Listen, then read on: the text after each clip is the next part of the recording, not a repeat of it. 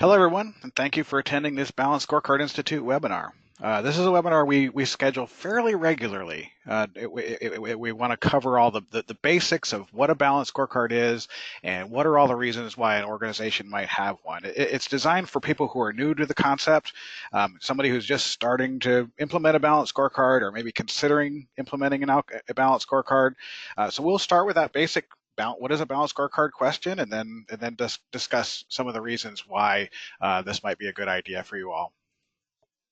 I'm David Wilsey. I'm the Chief Operating Officer at Balanced Scorecard Institute and of the larger strategy management group of companies.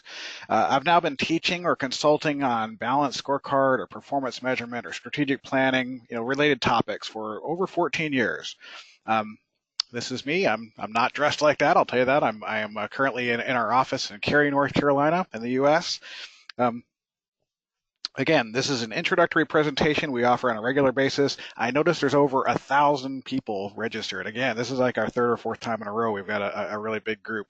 We've got folks from India and Portugal and Uganda, Nigeria, Texas, all the way from Texas, New Zealand, a huge group. It's fantastic. As most of you know, this is something we do as a regular promotional for our Balanced Scorecard Professional Certification Program. Back in 2005, we partnered with the Center for Excellence in Public Leadership at George Washington University to develop this program, and we've been holding it every year since. We're up to about 60 classes per year, so it's a very popular program. So anyone that attends this webinar and you're interested in a discount for that program, just use the code there on the screen, BSC Basics, when you register, anytime before March 2020. All right, so before we get into the content, I thought we might start with a quick poll. Okay, again, this webinar is designed for beginners, but I know we get a lot of old friends that like to tag along as well. So I'd like to see how many of you are actually brand new at this. So let's, if I can get the GoToWebinar to work. Okay, you should see the question. How familiar are you with the balanced scorecard? And you can see the answers there. So I'll give you a minute or so. Is this the first you've heard of it? Is this something you've heard the name, but you're not really sure what it means? Maybe you're somewhat familiar with it, or you're an old friend, like I said, and you've been trained, and otherwise you're very familiar with this.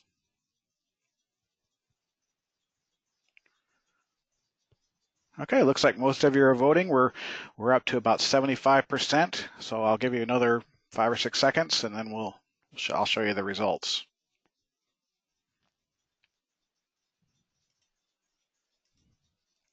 Okay, so you should be able to see the answers. This is the poll results. Very few of you have never heard of it. Okay, so again, it's a popular framework, so most of you are at least have heard the phrase. So only 18% of you have heard the phrase but don't know much about it.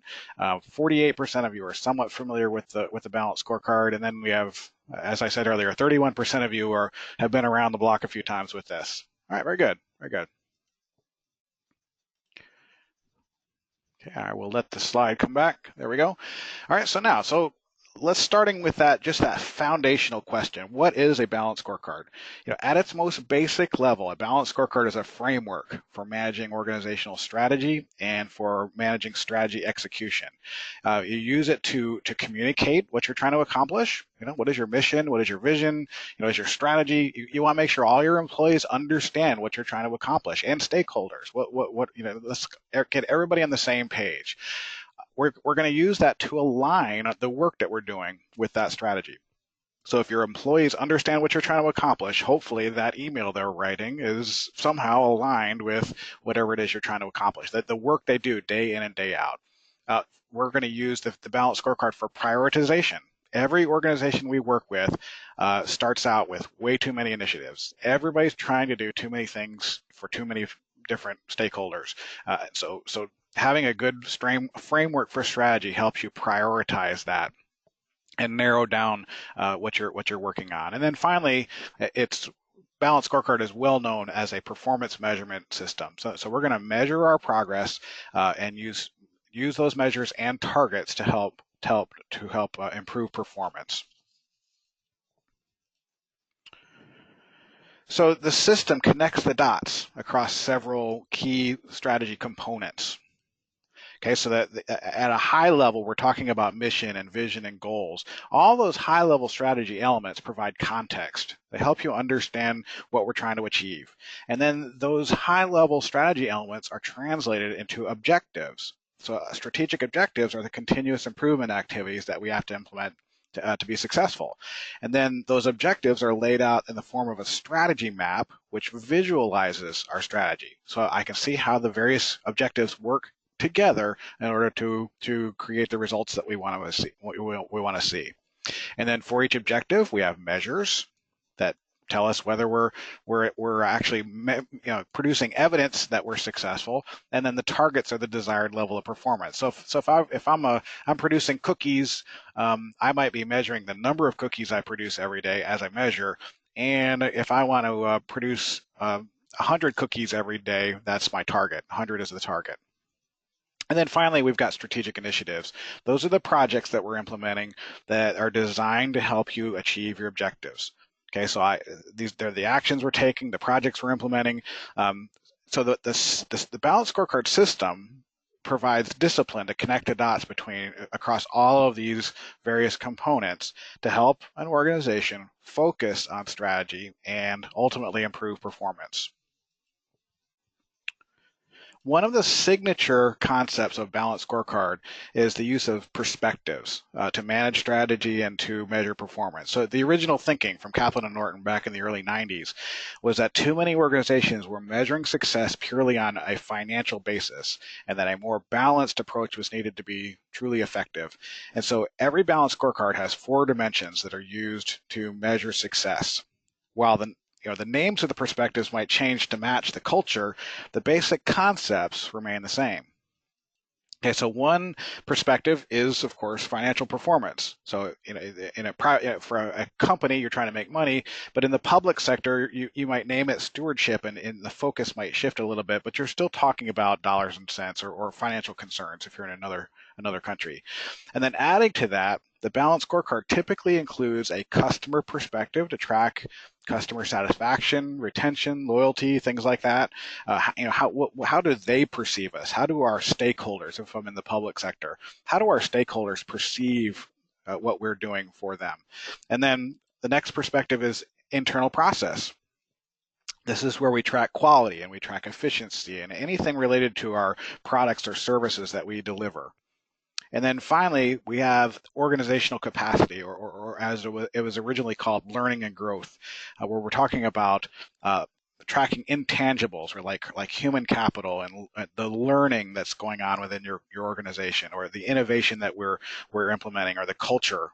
Things like that, various capacities that we need to track in order to improve our ability to deliver the things in our internal process. So to manage strategy execution, you'll want a framework like this picture.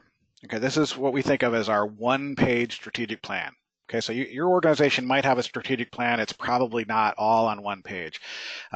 This is an example of an organization level Balanced Scorecard, and it's for a generic city government that we worked for. But the pieces would look roughly the same no matter what kind of organization you're talking about. So at the top, you see the high-level mission, vision, and strategy for this city in this example. This is where they communicate their picture of the future, their purpose, the 3 or 4 high-level focus areas, whether you call them themes in this case, or goals, or priorities, or whatever model you're using. Then on the left side of the screen, you translate those high-level elements to objectives laid out over the 4 perspectives. So this visual diagram is called a strategy map, and this tells a story of how the city government creates value. So these parts of the picture are for communication and for helping people understand how your strategy works. Then in the middle part of the screen, you have your measures. Okay, so we design measures, or well-designed measures can help you in a lot of different ways. They can help focus employees' attention on what matters most. It helps you provide a common language for communication around our metrics. It provides an objective way to see if your strategy is working. And it can help with reducing the intangible uncertainty that you often think of when you're talking about implementing a new strategy. So for every objective on this part of the picture, we've got a measure and we've got a target. Then the right side of the screen, you've got initiatives. So these are prioritized actions or projects that we're implementing to try to move the needle on the measures or on the targets, and ultimately to achieve your strategic objectives. Okay, so this is prioritized by strategy in order to make sure you're focusing on the right things. Okay, so here's an example for a private sector company. Okay, so this is an energy company. It's based on a company we worked with. They wanted to move into the energy leadership market. They wanted to be consultants in the energy market, and so they had objectives around thought leadership. They had objectives around consulting, knowledge sharing, and product service delivery, and they had objectives around awareness and ultimately driving revenue, and ultimately achieving these goals around energy leadership. And so they used this scorecard in order to make that happen. They had initiatives that you'll see on the right side of the screen around thought leadership and around formalizing their research expertise. They had a series of measures that helped them understand whether they were successful in going into this new field or not. And so the point here is that there's more to the story than if you dig into the details here. But the point is that you can just look at this one picture and really get a good sense of how they want to be successful. What are they trying to accomplish? How are they measuring their success? And what are they going to do? This one picture connects the dots across all of those different pieces. All right, so let's try another poll. So using that as a reference, how well do you think that your organization systematically manages, measures, and executes strategy?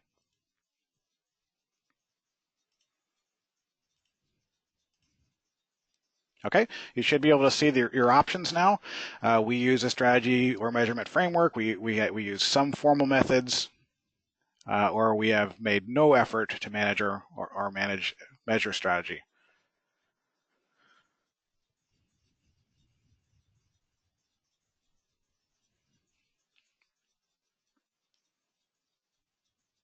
Okay, looks like we're thinking a little bit longer about this one. We're up to 60% of you all have voted. It looks like a lot of people are coming in that middle range. It's very tempting. Very rarely are people on one extreme or the other on these kinds of things. Okay, just another second or two, and then I'll show you the results.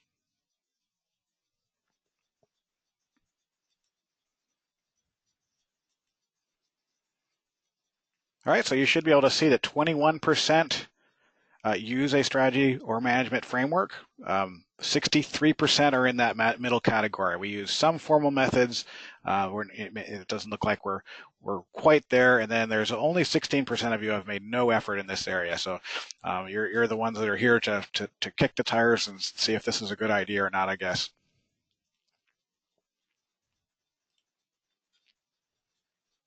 Okay. So now the rest of the presentation is on why is this such a popular framework? What do organizations want to get from it? Many organizations simply use the Balanced Scorecard to get the benefits around the disciplined framework. In other words, they want to be able to formulate strategy. They want to be able to manage strategy using a disciplined framework. Get everybody using the terminology the same way. Balanced Scorecard Institute was featured on Bloomberg TV a while back, and Howard Rome and a number of clients talked about this, why they're using it. BioBridge is a good example. They use the framework and the methodology to structure the way they manage strategy, from planning to strategy, all the way through execution and measurement, follow through and evaluation. So there's a benefit to simply having everybody use the language the same way. Like I said earlier, that if my objective is your goal and someone else's strategic theme and somebody else is talking about priorities, there's a breakdown in communication. That's going to be a problem. So this discipline should help you get to something like this, to where you are guiding your actions based on strategy. Okay, in other words, the mission and vision of what for your organization should drive what strategy you select, what strategy you try to implement, and then that high level strategy should drive your objectives, and the objectives ultimately should be driving the actions and the initiatives that you're implementing. And I know this seems like common sense, at least to us, it's common sense, but unfortunately, there's a lot of organizations out there that don't have anything in place to manage this interaction. Make sure that there's a connection between the actions we take and the outcomes we're trying to achieve. So there's a disconnect. There can even be a conflict. I worked in manufacturing one time for a company in which strategy was something that the leadership team talked about, and they had a very sophisticated strategy, very well thought through, but they didn't communicate it very well. And so we had sales teams and we had manufacturing teams doing something completely different. Instead of selling the premium brand that the leadership team wanted to do, the sales team were selling low cost and some other things. And so there can be a disconnect. And not only that, but in some models for some organizations, we see there's a disconnect in that it just seems like strategy is just about coming up with actions around a preordained list of initiatives, something that we're already talking about doing. We just want to be able to justify that somehow with a list of goals. So anyway, so this provides discipline for making this happen. The purpose also is to provide a more disciplined approach to managing performance. So instead of relying on gut instinct, performance should be tracked over time. And strategic decisions should be made based on evidence. Okay, so every employee should have immediate access to the strategy map. You should be able to understand how the organization is performing on each objective. So in this picture, you see that the color coding is based on performance. So you got green for good, yellow for caution or medium, and the red for underperformance. You should have an instinct for what areas of the strategy are underperforming. So if you can pull up a report like this that has all the underperforming metrics, you can have a conversation around that and move resources around. And while a professional tool makes this easier, it's not required. You're looking at a picture of our quick score product that we help. It does make it easier to manage and monitor and share information, but it's not required. The point here is to have a framework and a system to make sure that we can share information with each other, even if it's just an Excel spreadsheet on the network. Another area for discipline is around prioritization. Okay, prioritization is the process is simple, yet it's objective. It's a way to get from a long laundry list of initiatives down to a prioritized list of initiatives that actually gets funded. Okay, so the planning process naturally produces a long laundry list of candidate ideas, like as the slide calls them. But the prioritization filtering that we do gets that list down to a short list, so that we all know, what are the few things we're going to do rather than that exhaustive list. Okay, so we have several different tools that we use, from simple voting to more sophisticated scoring models. But the point is that we get away from funding initiatives that are, that are the ones that are supported by the loudest voice in the room, or maybe the most politically connected. It's the point. The point is to have a more systematic or objective way to get, to a smaller list of ideas. The other place that strategy is really valuable is in strategy formulation. Okay, and there's value in having discipline in strategy formulation. When I was in a conference in Dubai recently, I asked for a show of hands of who all had booked Airbnb, for the week of the conference, and sure enough, there were a few hands that went up. I'm assuming that many of you are familiar with Airbnb, but I wonder if you're aware of the fact that the market value for Airbnb is now worth more than Hilton and Hyatt combined.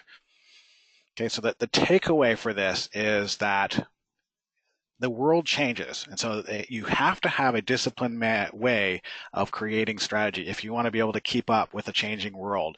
Your strategy that you have right now is based on certain assumptions. There's certain assumptions that you all have made around what the world will look like in a couple of years, and your strategy is reflective of those assumptions. And so you have to have a disciplined way to reevaluate those assumptions on a pretty regular basis to make sure that you don't get yourself in trouble. Another number I like to look at is that 85% of the Fortune 500 from 1955 no longer exists.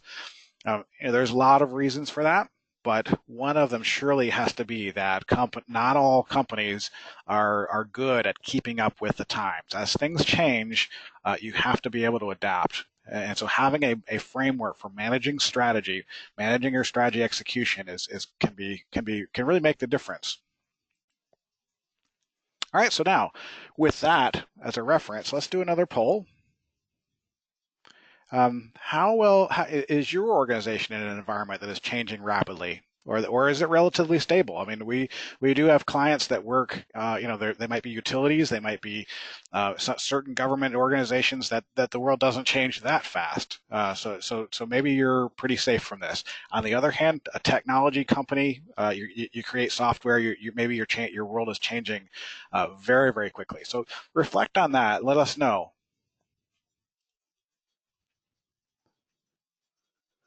All right, there we go. So you should be able to see the answers. Our environment is changing fast, moderate, or unusually stable.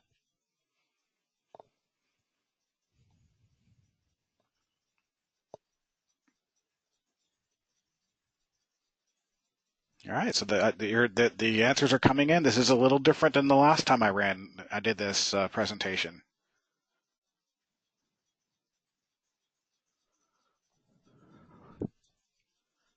All right, it looks like most of you have voted. So another second or two, and then I'll show you what the answers are. All right, so 51% is in the middle. That's pretty typical. 29% of you are in environments that change fast. That's actually higher than the last time I ran this webinar.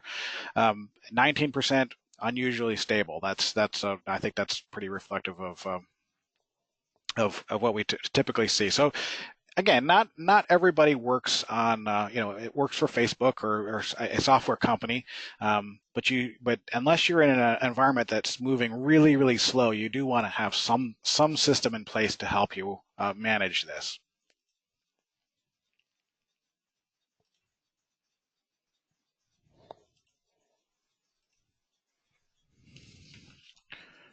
All right, so another reason to implement a balanced scorecard, another benefit that organizations get out of this is communications. This is around sharing with our employees what our strategy is and what projects are aligning with that strategy. Okay, so another example from our Bloomberg TV experience was Fluor Corporation, the power division. They use Balanced Scorecard to communicate to their entire organization what they're trying to accomplish. They communicate what projects they're implementing to support strategy. They hold town hall meetings around strategy. They use a Balanced Scorecard to communicate how they're performing against targets. So that communication is a benefit for this organization. And one of the most powerful tools that you can use to communicate strategy is a strategy map.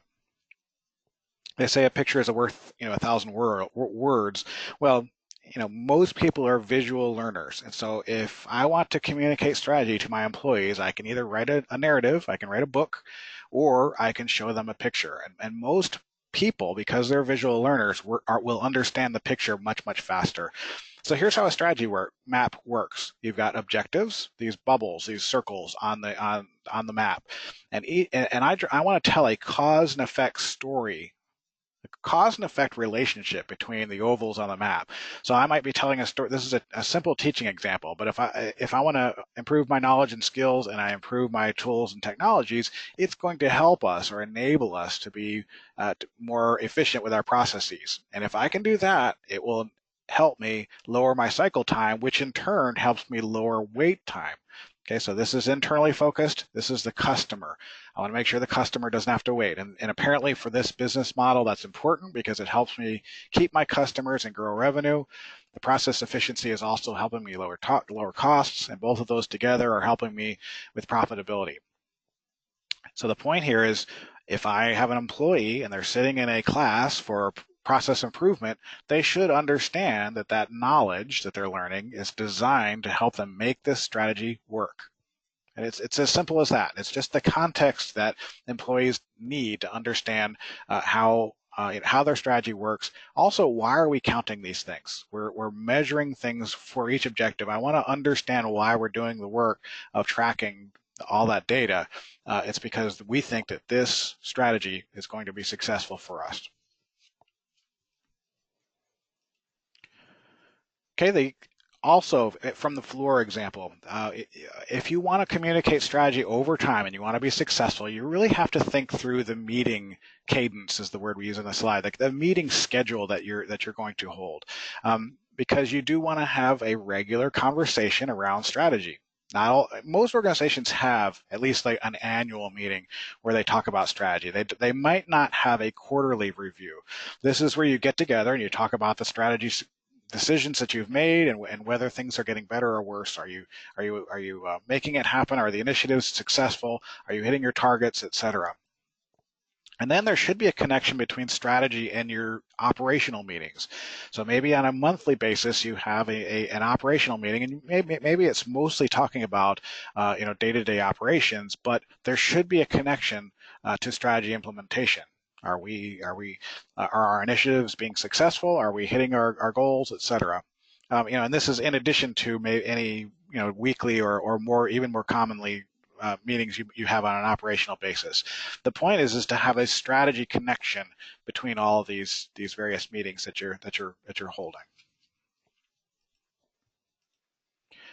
Another key to communicating strategy in a way that creates strategic alignment is through a concept called cascading. Cascading is another sort of signature concept in Balanced Scorecard, where you create all the pieces I've talked about thus far at the organization level, and then you translate those down to the units within the organization, whether they're departments or divisions or business units or support units. And the point is that I want to have objectives that are aligned at the tier 2 level. We call these tiers. I want to have organization objectives that are aligned at the tier 2 level, that are aligned with the strategy at the organization level. And then I can develop objectives at the team or individual level. We call that tier 3. And the point is to create alignment between these various levels to make sure that my personal objectives, that the objectives that I create with my supervisor, and I put it in the HR system, I want to make sure those objectives are aligned with strategy.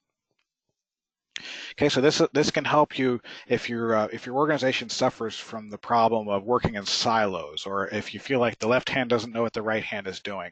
Having alignment between your objectives at various levels can make quite a difference. Okay, an example of an organization that did cascade successfully and is the National Marrow Donor Program, or otherwise known as Be the Match. They used the Balanced Scorecard to cascade their strategy, to prioritize. They wanted to understand which initiatives were making an impact. It was useful for them to see, to have the discipline of the prioritization and to make sure they had the right measures in place. They also automated, which means they had software in place to help share their performance information with all their employees. Okay, so one more poll. If within that context, how well do you feel like you all, as an organization, communicate strategy?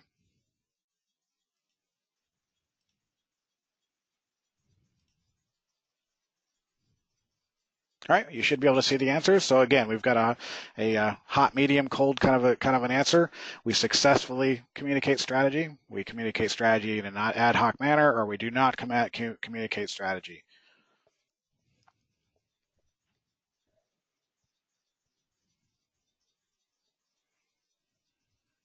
All right, and it looks like the answers are flooding in again. It's always easy when there's that medium answer, because most of us are pretty good at this. We're not necessarily all stars at it. Okay, so let me show you the answers. All right, so 15% of you do not communicate strategy at all. Okay, so this is the beginners group that I was referring to earlier, and then 60% of you feel like you're doing this somewhat. ad hoc, but you're not necessarily all that successful. 24% of you guys are all stars. You're successfully communicating strategy in a formal manner. Very good.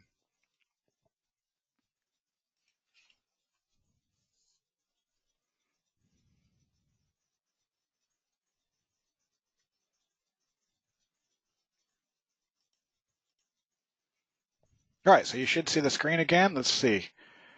All right, so to finish things off, how do you get there? There's no magic wand. I wish I could tell you that you just go buy a balanced scorecard off the shelf at Walmart and you have one. It doesn't work like that. You have you have to go through the work to make this happen. And so, what are some of the keys to success for making this happen? The most important thing that we've seen over the years is that you have to have engaged leadership. So if you want to have a balanced scorecard in your organization, you better make sure that your boss is engaged and is visibly engaged.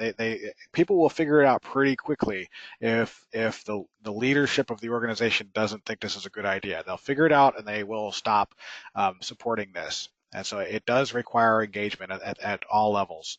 Um, Similarly, this is a change initiative. It's a change initiative as much as it is anything else. So you really do have to have a disciplined process to how you think about change. You want to engage a lot of people, you want to communicate well, all those other pieces that you have to do to make sure that you're thinking about how we're moving the organization from point A to point B in terms of using this system. You have to realize that you're shifting to a more fact-based decision-making process, and that can be painful for some people. They like making decisions based on their gut instinct. They've always done that, and they're very comfortable with it, and they don't want you to. They almost don't want to do the work of finding evidence to support a decision. So that there is a transition. There's a change management that's going on right there. I keep talking about discipline. Another discipline that's really important is project management. Okay, so once you've identified and prioritized your initiatives, somebody has to implement those initiatives. And I have seen on occasion, a client will be really good on the strategy, and then they identify the initiatives, and then things sort of peter out because they don't have somebody who can step in and manage the projects that are related. So that's a really useful set of skills to have on your team.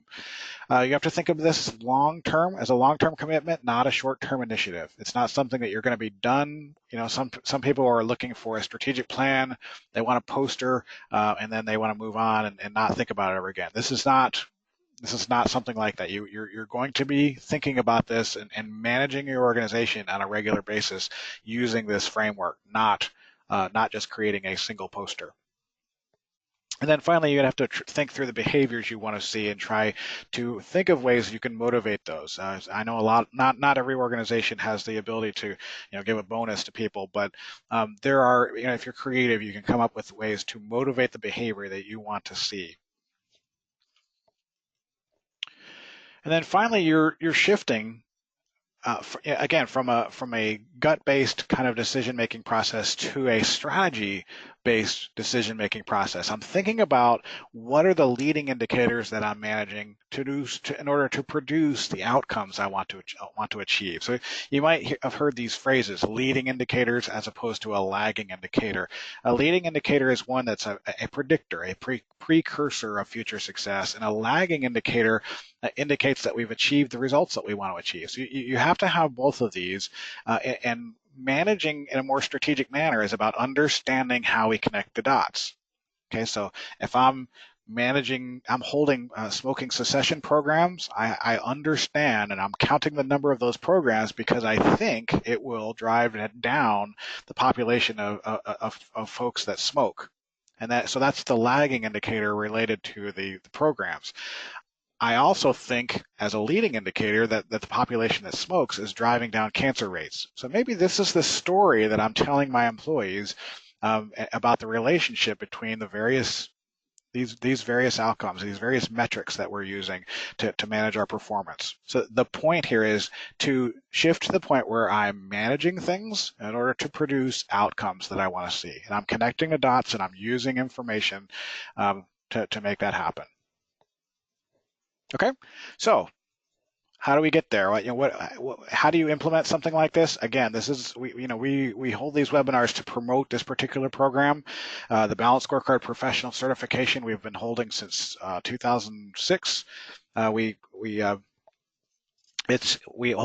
up to about 60 programs per year worldwide. We hold them 5 or 6, maybe 7 or 8 now in the Washington D.C. region at the George Washington University graduate program facilities. We've partnered with the College of Professional Studies there, but we're also in Chicago, Atlanta, San Francisco, Dubai, all over the world. Again, 60 times a year. If you're interested, just let us know, and you can use this BSc Basics to get into a program. We also offer consulting services if you're interested in a little more hands-on help. You're not sure that you can learn and to do this by yourself. We do help people build these things from scratch. We'll come in and assess what you've got and fix it if you want, if you just need help with measures and so on. Just let us know if you're interested in something like that. All right, so I've talked a lot. Now it's time to think through some questions. Again, we had over 1,000 people register. So usually when that happens, it means the questions come flooding in. And so there's 300 questions. We won't get to them all.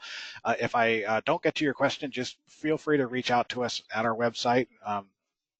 And we'd be happy to schedule a call to talk through whatever you're wrestling with. So if you on the GoToWebinar interface could go to the questions. There are There's also a lot of questions already about the recording or the slides. We do provide a replay. The replay will be usually it takes us a day or two to process, and then we'll post that, and so you'll get an email with the replay, and so you can get to the materials that way.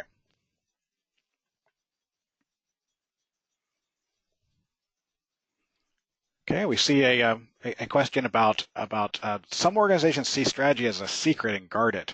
It isn't communicated to employees because it isn't supposed to get out. That's a great question, and it's one of the challenges that people have with strategy, and they think that this is like I was referring to it back to my manufacturing experience. The executive team thinks that strategy is all about them, and they're the only ones that are supposed to know about it. But that tends to not work, right? The strategy is executed by employees, and so if employees don't get it, it's probably not going to happen. So we very intentionally in our methodology include, a lot of change management. We think through how you actually need as many voices in the process as you can manage. So we have a series of workshops where we bring in people from throughout the organization so that they get it. It doesn't really matter if the leader gets it. It only matters whether they get it. So they have to wrestle with it. So I always share this story. We worked with this CEO who tried to build a balanced scorecard, and he did it by himself. He did it on weekends and nights, and he tried to implement it, and it just fell flat, didn't go anywhere. And so he brought us in to consult, and we were facilitating a workshop, and they were developing some measures. And he came up to me and was just steaming mad. And he said, "They're coming up with the same measures that I came up with. And when I came up with them, they rejected it out of hand." Well, guess what? If you're involved in the conversation and you look at all the options, then you come to a different answer than if it's just given to you by your boss. And so it really is important that you have. It's really important that you have people in the room talking through the measure so they can take ownership of it. It's a good question. Several questions about the programs, the course locations. Again, we've partnered with the Center for Excellence in Public Leadership, so we're at the College of Professional Studies in DC a lot. We're all over the world. You can see our schedule on the website. Questions about KPI versus Balanced Scorecard Professional. Our Balanced Scorecard program is more strategy focused. It's the comprehensive framework, and so we spend a day or two talking about measurement, but it's not quite as detailed as the KPI program, which builds on that over 5 full days.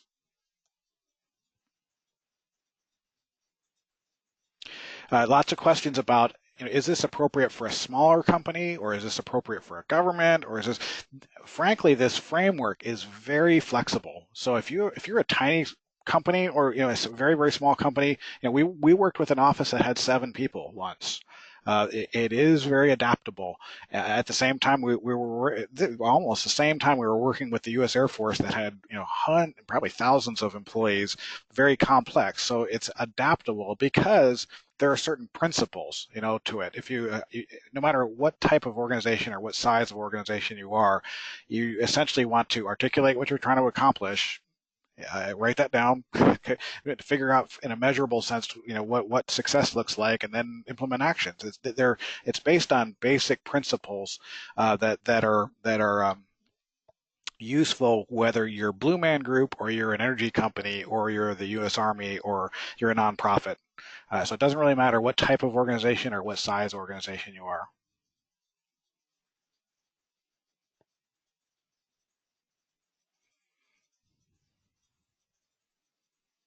Okay, again, a lot of questions about types of organizations, a couple about perspectives. The perspectives we use tend to be pretty consistent. Like I said earlier, the perspectives they're consistent in terms of concept. Once in a while, if you Google Balanced Scorecard, you might find some scorecards that have additional perspectives, but we always feel like that's not necessary because of the logic of the strategy map model.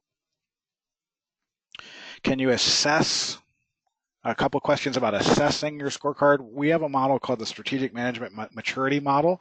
It is on our website, on the strategymanage.com website. It's free. If you want to use that model, you can do a quick assessment, or if you can let us know, and we'd be happy to look at your materials and assess where you stand.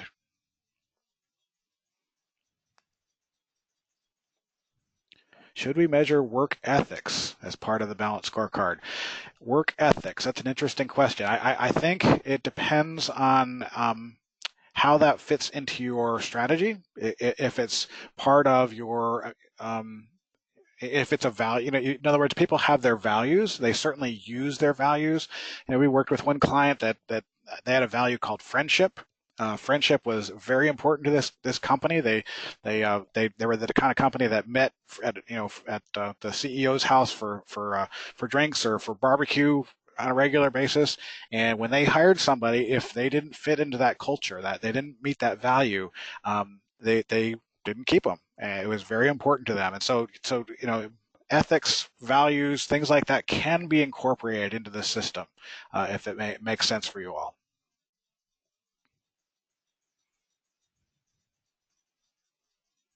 Lots of partnering questions. We can address all those offline.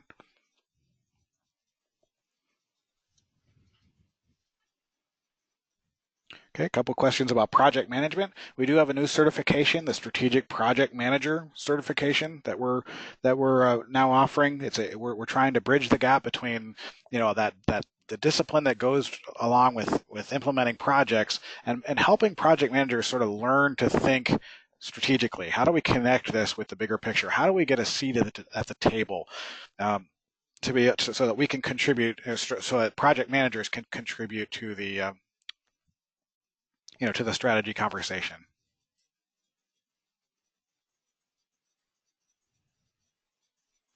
We have a really good question. Have you worked with an organization that the industry is becoming obsolete and they needed to accept that their survival depends on making a major change in products and services? Definitely. That is definitely a point that a strategy conversation needs to happen. I'm working in a particular industry, maybe, and something is shifting in maybe the software industry, something is shifting and our business model is becoming obsolete over the course of time. You definitely want to take a step back and address your strategy at that point.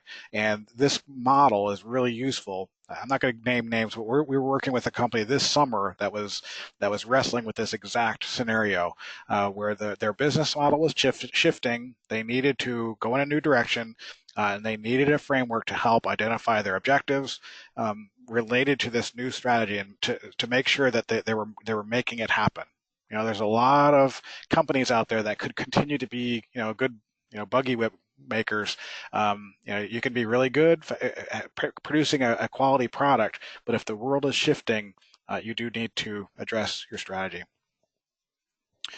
All right, well, I think that's about it for the questions. So if I didn't get to your question, please reach out to us directly. You can do that through our website.